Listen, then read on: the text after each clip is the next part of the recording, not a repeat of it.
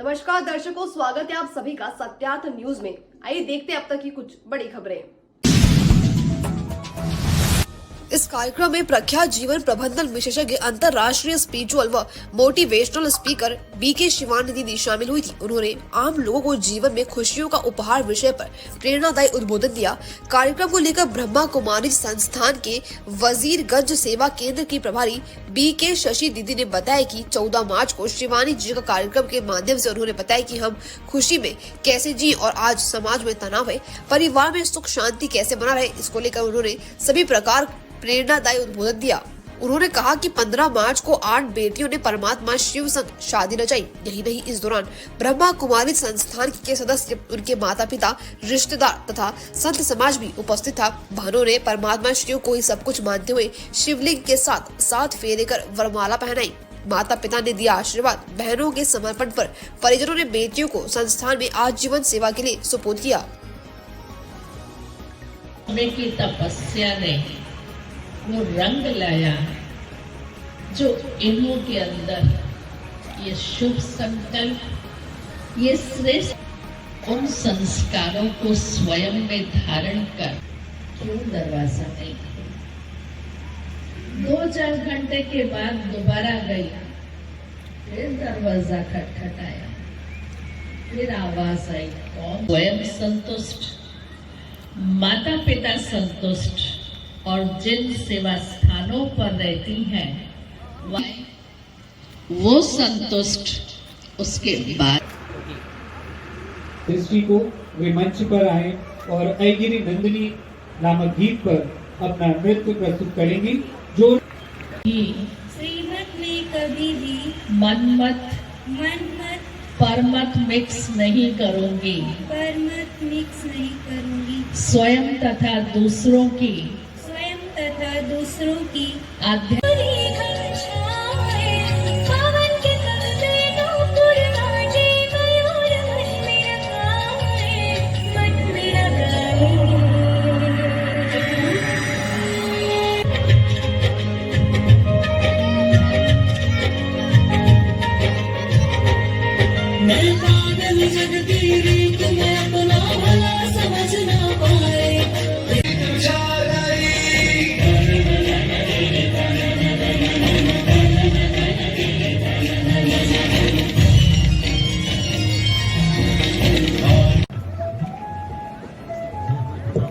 ये फेरों की मंगल बेला है, यह उत्सव है। आज पग पग पलक बिछाएंगे, आज उसका पवित्र, निर्मल, शांत और आनंदमय जीवन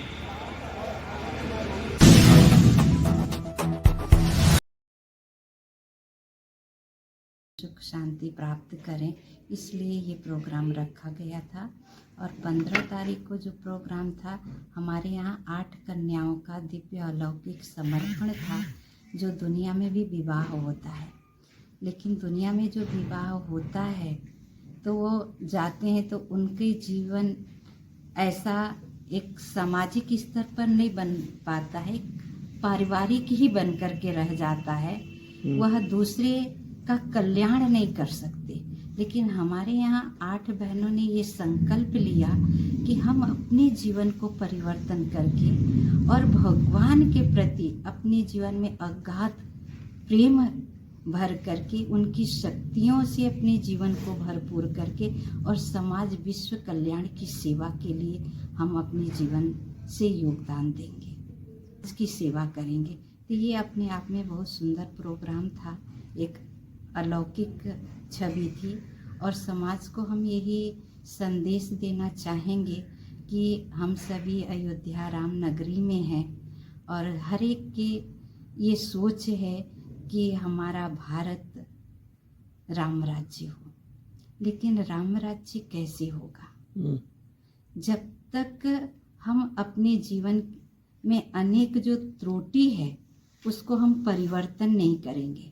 जैसे ईर्ष्या है, द्वेष है, क्रोध है, अपमान की भावना है, तब तक हम राम राज्य कैसे लाएंगे? यह बदले की भावना है और अशुद्ध भाव विचार है, दृष्टि है, तो राम राज्य नहीं ला सकते हैं। और हम ये संदेश देना चाहते हैं कि जब हम भगवान को अपने जीवन को समर्पित करते हैं, अपने विचारों को समर्पित करते हैं, तो हमारे विचार श्रेष्ठ बनते हैं, उत्तम बनते हैं, दिव्य बनते हैं, पवित्र बनते हैं भगवान की स्मृति से। और जहाँ यह पवित्र विचार हमारे जीवन में आने लगते हैं भगवान की स्मृति के द्वारा, तो जीवन में सुख, शांति, आनंद, प्रेम और शक्तियों का संचार होने लगता है। और जब यह दिव्यता हमारे जीवन में आएगी, तो इस दिव्यता के द्वारा हम पुनः इस धरा पर राम राज्य की स्थापना कर सकते हैं। और इसके लिए हम यह अपने नगर वासियों को संदेश देना चाहते हैं। यह संभव तब है जब हम अपने जीवन में मेडिटेशन करेंगे, भगवान का ध्यान करेंगे।